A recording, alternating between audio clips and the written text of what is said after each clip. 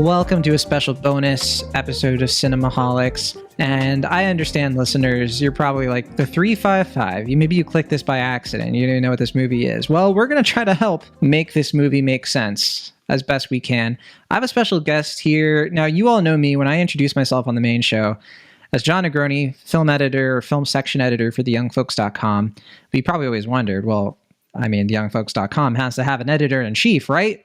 It can't just be John and Abby Petrie and Katie Stoltzel running the show. No way. There's got to be a big boss. And that boss is here on Cinemaholics for the first time. So thrilled to have you on Cinemaholics.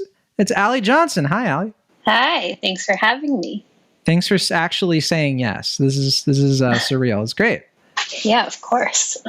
Now, I wish it was under better movie-related circumstances. But as far as the 355 goes, my first question for you, Allie, before we start talking about this movie, this spy action movie, why did you see it? Because Will Ashton, he's not on the show because he didn't go out to see the 355, and everyone persuaded him not to, really. But there was this sort of like, this movie's kind of being dumped here in January, and you and I watched it. We both got screeners, right? So like, yeah, what happened here? So there's like a nice way to answer this and a not so nice way. And I'll say that the nice thing is that I'm always drawn to Lupita Nyong'o films. The not so nice thing is I was assigned the review. So that's why I saw this film, because I saw the trailer and I knew immediately I won't like this. So speaking of that, because we are going to review the film and everything, Lupita Nyong'o is one of the stars in here, Jessica Chastain. I remember when I was looking at the bona fides for this movie, being like, all right, well, what is this? Universal made it. There has to be something to this if it's coming out in January. And I was immediately drawn to, this is Simon Kinberg's latest film. Simon Kinberg, who the first film he ever directed was Dark Phoenix, which was like the last main sort of X-Men movie, if you don't count New Mutants. And I don't really, because New Mutants was made way before Dark Phoenix. But he made that film. This is his sophomore feature. Before that, he's a producer. He's a writer. He's been behind a lot of different things. My question, though, is like, is Simon Kinberg, like I don't want to say anything mean about the guy. I've never met him. But I have to wonder, is he actually a good screenwriter? I don't think he's a good director. I think he's 0 for 2. Could always turn it around. And he's produced some films that I think are very good, like, Logan and The Martian and stuff. But I look at some of the films he's written, and I think one of the only ones that I think works is actually kind of decent is like maybe two of the, like, there's X-Men Days of Future Past. I actually think that movie works. I don't know what you think. And also 2009's Sherlock Holmes. But where do you stand? X-Men The Last Stand? I was actually going to say Sherlock Holmes might be the only one that I would say he did successfully. And I, here I am being mean, which I guess is okay if you're being nice in this, but I don't think he's a good director. And looking at the screenwriting, I don't know if I think he's a very good screenwriter either, but I do think Sherlock Holmes somehow was a success for him. But then you look at things like Jumper and This Means War, and you get a better sense of like what he's actually going to be like as a screenwriter. Right. Like in a lot of these cases too, like Sherlock Holmes is made by Guy Ritchie, right? Like how much of it is that? And I look at like Mr. and Mrs. Smith, which maybe that's a good example of like, I think that's more Doug Liman and Brad Pitt and Angelina Jolie just being really good together more than the script being any good, if that makes sense. I don't even think the Sherlock Holmes script is all that strong. I think it really is more the direction and Robert Downey Jr. and Jude Law just being infectiously fun to watch on screen. So yeah, this definitely strikes me as somebody who, like, again, I feel a little bit bad being mean about this, but I do think he's a little bit mediocre, but he's still getting all these projects. I have heard that he did some good work with like Star Wars Rebels, which I think he created and like wrote some of. But yeah, aside from that, I gotta say, I'm not a big Simon Kinberg fan. Did you see Invasion though, the Apple TV Plus series? No, I haven't seen that one yet, actually. I don't even know if I realized that was him. Yeah, he created the show, directed, wrote it. It's funny too because I actually reviewed Invasion for Inverse, which our mutual Gabby, co-founder of the Young Folks. She gave me my first gig at Inverse for Invasion, and I thought it was okay. But I think I was like one of the only critics that liked it fine. I think a lot of people were like, Invasion, no thanks, it sucks. Yeah, I think that might honestly be what my read had been, and that's why I kind of just passed it by. But also because I'm so picky with TV these days that unless I'm 100% sure I'm going to love it, I'm probably not going to sit down for it. Um, but yeah, I mean, speaking of like the other films you mentioned, it does seem like it comes down to who do they get as the leads in his films. And if they have really great chemistry, they can make the script work. But if they don't have good chemistry, you're kind of going to see all of the weaknesses. That's a wonderful segue into talking about what this movie is actually about and who these characters are, right? So we already mentioned Lupita Nyong'o stars. Jessica Chastain, if we had to pick like the person who's probably the main lead, it's an ensemble film, but she probably has the most screen time, along with Penelope Cruz, Fan Bingbing, Diane Kruger, and Sebastian Stan, and Edgar Ramirez. The plot of it is, and I was complaining about this on the Twitter app, how it's yet another, we got to stop World War III.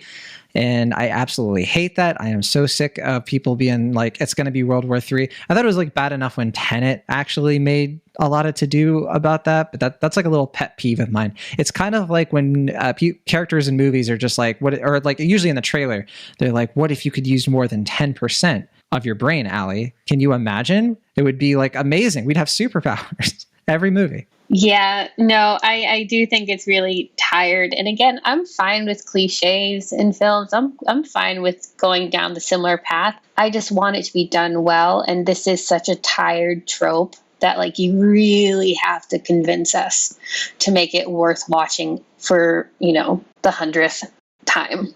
Sure. Yeah, like the premise can be generic, but yeah, if you can sell the chemistry, if you can sell the characters themselves, yeah, people can still get invested. Maybe some people still will. But the kind of, I guess it's not really a twist, but I guess the sort of hook of this movie is that each of the spies working together are from different countries. They're like a group of like, they're like a ragtag team of international spies who reluctantly come together to try to stop this very vague, like if you thought the James Bond terrorist organizations were pretty vague and uninspired, I certainly have by and large.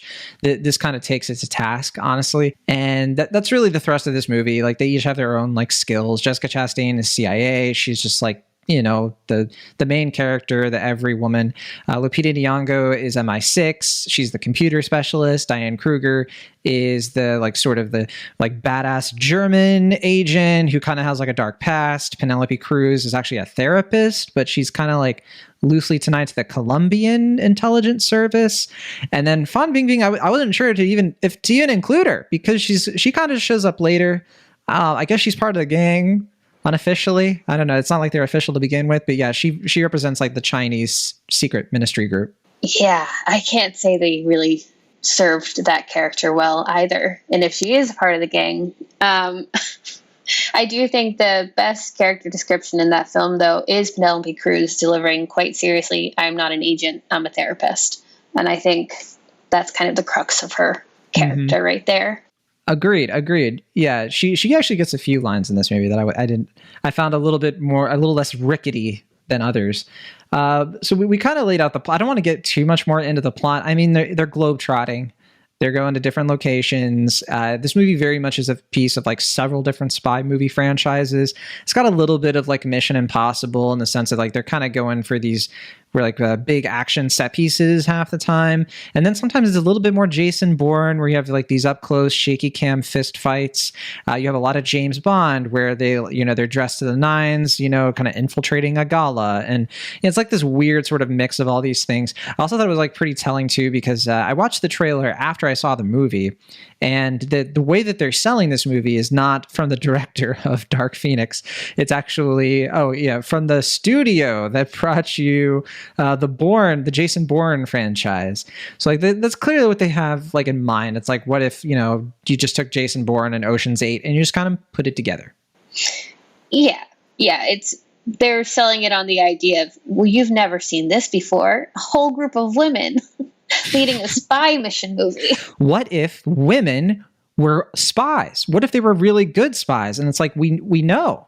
Like what this is the weirdest thing about this movie to me. It like treats it as a surprise that like women can be these like badass, like fierce warrior, resourceful characters. And it's like, I don't know, like how long ago was Aliens? and like Terminator 2. And it's like, we have like the archetype, I think, for like really awesome action female heroines and all that. But like this movie felt so condescending to me. What did you think? Oh, absolutely. I wrote in my notes at one point, this is embarrassing me because it was so heavy handed, and it just has, again, it felt more like it was all about marketing the idea of female empowerment rather than actually being about female empowerment. And I had written somewhere else in my notes at one point, I was like, this would have been a great film to come out in like 2005, like maybe in 2005, in that weird decade of films. This would have seemed kind of progressive, I guess, in a weird way, because people, it felt like it had been a while since we had something like Aliens. But now it's so dated already, and it's so new. But I think, that was one of my least favorite aspects, was the fact that you could see it in like flashing lights, that they were like, this is important, we are telling a story about women. This is incredible storytelling. It's like, it's actually pretty subpar storytelling, and you haven't actually written female characters to have any kind of nuance. So what is your point, I guess? Yeah, I totally agree. I look at this movie and I see it just trying to like take the, like the girl boss meme, and just sort of like, what if we just put that without any real thought and care into the confines of like what people think they want from like an action spy movie these days. I said in my review that like, if this movie was a Netflix film, like if it was a Netflix original, it would show up in their top 10 for like 3 weeks, and it would be like insanely popular, but then nobody would ever talk about it ever again. It would just like disappear and everyone would just move on. Instead, it's just sort of being dumped into theaters in January. And I think it's like, no one's even going to watch this. Like the box office, last I checked, is like looking pretty bad for a movie that cost $40 million. I think it only made like $350,000 from Thursday previews. Yeah, it's not great. I think it's actually perfect that this film came out the same week that I think it was Gal Gadot who said something about how their version of Cleopatra is going to be sexy and intelligent. And and you have that moment of like, when wasn't she? Right. It's just, again, it's just this idea that because you're telling a story about a female character in 2022, that it's automatically going to make it more progressive than what's come in the past. And that's just lacking in such film historical context that it drives me crazy a little bit, because again, it's so obvious. And again, you can look back even a couple of years ago to a movie like Spy with Melissa McCarthy that did do the spy thriller with a female-led production, and they did it well, and they flipped the script. But I just don't think this did. I think this wanted to be fun, and I think it wanted to be serious, and it did neither. Yeah, like I want to be really specific, because I could see somebody watching this and being like, all right, John, Allie, you two are great, like love the show, but I like this movie fine. And I want to be really specific with like what's irking me, at least.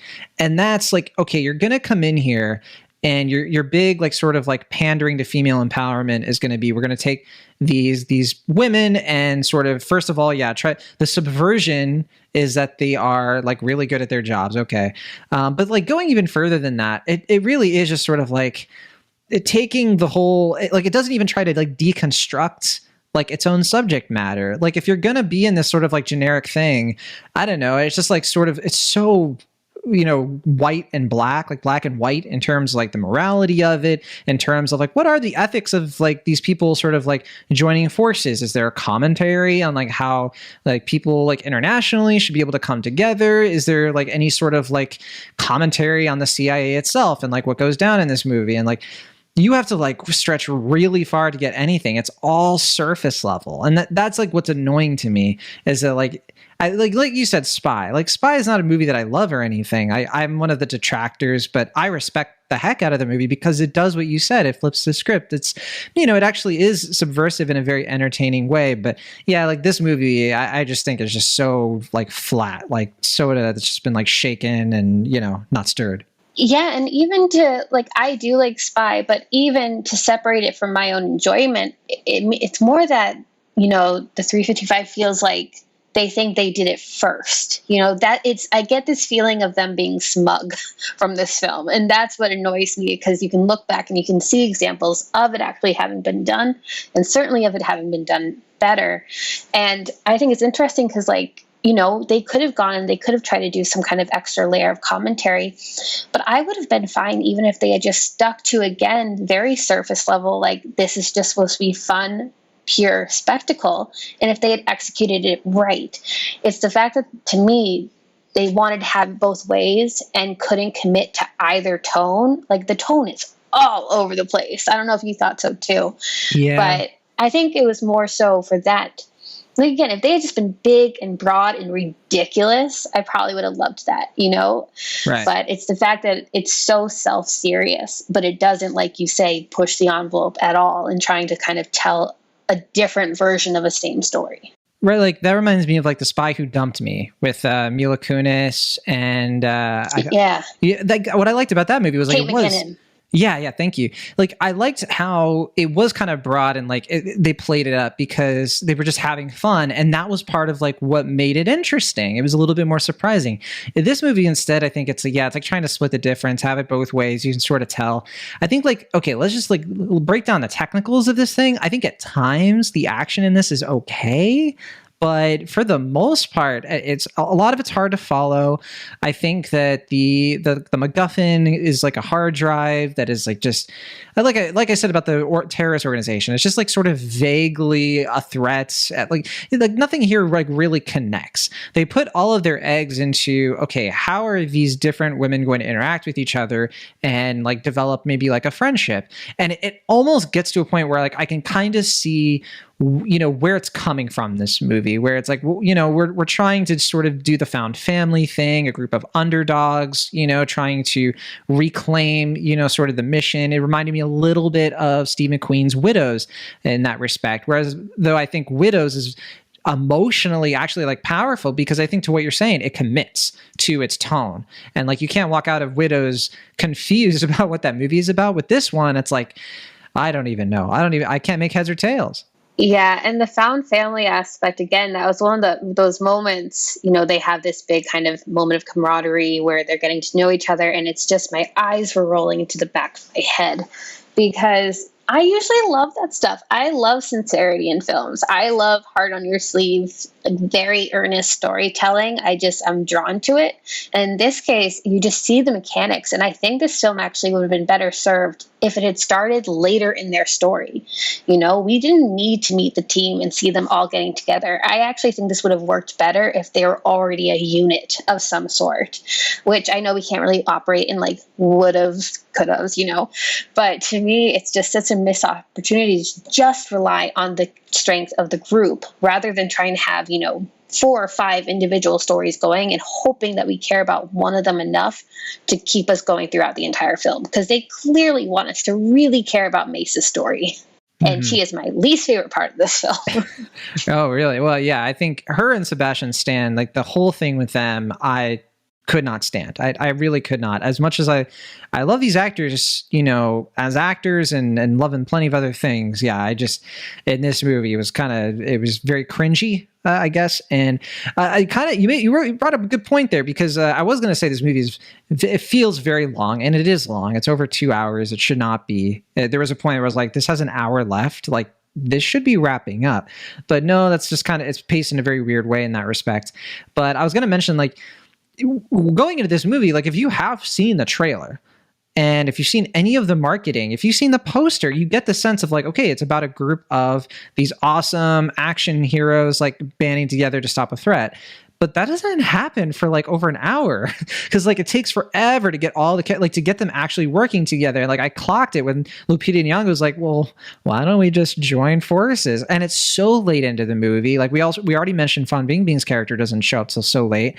Yeah, it's just, yeah, it's like a overlong prologue. And I think it speaks to how like a bit of a chore it's getting through this movie, when this movie's main function should be like, I just need a distraction. I just want to have a fun time, afternoon watch, like not expecting anything amazing, don't have the highest expectations. But yeah, I don't even think the movie delivers on that. So did you have any last thoughts on this one? We've really ripped into it. I almost feel bad because it's not even that I don't want to root against movies like this in principle, but you know.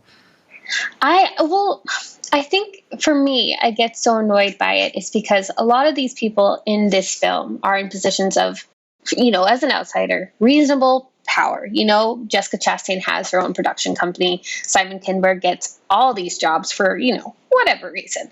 They do have sway, and the fact that they're going to go for this script of all scripts to be the one to be like, this is an empowering female tale in 2022 in Hollywood is just ridiculous to me. And I think, I'd rather see them funding smaller films that empower female stories or diverse stories rather than just trying to stake a claim and being like, it's feminist to have all females in one film. And that is the tone I get. And I just think it's dated. I think it's condescending, like you said. And again, I also just don't think the film's very well made. You mentioned the costumes and the sets. Do we even really get to see the costumes and the sets?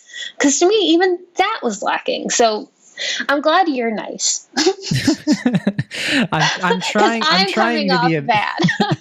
No, I think it's deserved. You actually brought up a good point too, that like, you can tell this movie was developed a long time ago because it does feel so dated. This movie, like they were building the concept back in 2018, like early 2018. They didn't start shooting until like 2019. And then they did a little bit of extra shooting last summer. So it's definitely a movie that's really just been sort of hanging around for a few years. And one that I just think that I get the sense that they knew that this wasn't coming together the way that they had hoped. And I'm sure, because as far as I understand, Jessica Chastain, this was, an idea from her. And she was just sort of, hey, like, let's do a female-led spy film, like let's make our own Mission Impossible or James Bond kind of thing. And like you said, with her production company. And I think that's awesome. Like, I think that it was a good idea. But I do think, it's all about the execution. And I just get the sense that they kind of saw the writing on the wall, and that's why this is sort of getting the release that it's getting. And so I guess we can leave it at that. It's just sort of a kind of a sad state of affairs. I'd be more upset if this was coming out in the summer, if they had really hyped this up. I think that would have been pretty tragic. Instead, we kind of know what we were getting with this one. But so Allie, I was telling you off air about the Rotten Tomatoes game, and you were kind, you were honest, and you're like, John, it's going to be hard for me to participate. You had seen the Rotten Tomatoes score. You didn't lie. You didn't hide it. You weren't just like, okay, yeah, and then just tell me the correct answer. No, you were honest. So we're gonna kind of go through it. I have like a backup plan. So we're gonna make it work. So Allie, 129 reviews have been counted on Rotten Tomatoes. I'm one of them. I think yours is going to be or is right now. Yeah. Eventually it should be up there. Right. It's going to happen. And so you saw the score already. What was it? 26. Yeesh. Pretty bad. Pretty low. Yeah. Did you see the audience score? No, I did not. Has any audience seen it though? Well, we have fewer than 50 verified ratings. So we have a little bit of data here. Now, of course, grain of salt, because, when I usually do this game with Will, it's all over the place. Sometimes we have like 10,000 plus ratings. Sometimes it's like 100, sometimes 200. We never really, we just kind of do whatever. No rules. But so, what's your best guess for audience score? 20%. 20%. I got that. Yeah, news. I'm going based on is it lower or higher? Much higher. It's 76%. Can I explain why I guess 20? Yes. Really quick. It's not because I was like, they're all going to think this is a really poorly made film. Mm-hmm. I thought this is the internet. And the internet doesn't often like female-led stories with a message. And that's what this film was presenting itself to be. So that's why I thought 20. I was like, they're just going to go and not downvote it. That's wrong. Same that's concept, the wrong though. system. Yeah. But yeah. I think, honestly, my thinking is that it's not being review bombed because I don't think people know about it. Like, I just don't think people are aware. I think a lot of it has to do with the title too. So the title is a reference to like the first like one of Washington's spies who was allegedly like a woman, and they just called her the 355 or whatever, or just Agent 355 is what it was, which, you know, it's not a well-known story. It's like, I don't know. I think the title is, it's okay. Like, I don't think it's a bad title, but I just think that it's not one that like really strikes the imagination, I guess, but that's just my opinion. But do you know, I want to know the person who saw that title and knew exactly what the reference was and was like, I can't wait to see this. I want to have a talk with that person. That person's probably ridiculously cool, so up on their history. Oh my gosh. They're like, I have the diary, you know, I have like Agent 355 like carved into my wall. Yeah, that might actually be a little extra. But okay, so we also try to do cinema score, but I couldn't find a cinema score for the 355. But our last backup option, Allie, is the Letterboxd rating. I know you like to get on Letterboxd from time to time, and you know how the system works. It's a 5-point rating, and they have it like by the decimal point when they do the average ratings. I don't know if you've seen them, but yeah. 1.5 thousand people have said that they watched this. That's extremely low for a movie like this. I'm actually kind of shocked it's that low. Usually we're at least in the tens of thousands. But yeah, out of all those ratings of people who've given this thing a rating, what do you think it is between 0 and 5? 2.1. Ooh, that's so close. 2.5. I can take us so close. Yeah, I'm okay close with that. Well, Letterboxd is one of the harder ones because like people don't usually check. I mean, I don't usually check. I don't know what other people do, but Allie, I guess this means you won the Rotten Tomatoes game. Well, I like to walk away a winner, so that's good to hear. Well, thank you for coming on, and thank you all for listening. Allie, is there anything you want to plug before we head out of here? Well, I'd like to plug theyoungfolks.com. Oh, I've heard of it. It's, you know, a really great up and coming site, I think, with a lot of great talented writers on it, including John. Hey. So yeah, I totally, I'm gonna plug that. Let's plug theyoungfolks.com. We have like the best 25 best anime list that just came up, and Will actually wrote an awesome review of How To with John Wilson. I'll let him talk about it on the main show coming up, but he wrote this long piece about that show. It's so good. Yeah, I appreciate and love whenever he brings his writing to the site, because it's always for the niche subjects that I love. Have you seen How To with John Wilson? I have not, but I want to, and I've seen writing about it. Yeah, it's just it's a fantastic show. Will made me watch it when I had food poisoning, and I was very thankful for that. Yeah, it was like last year. I think like when the first season had just finished or something. But yeah, very good show on HBO Max. We'll end on a positive note there. Yeah.